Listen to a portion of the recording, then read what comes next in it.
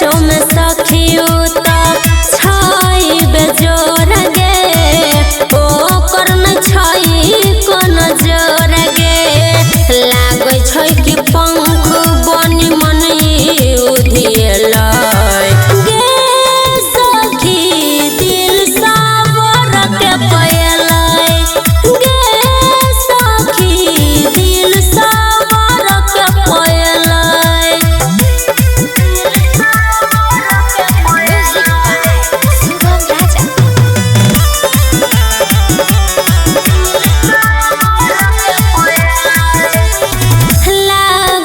हमरा सखी भ गेलै प्यार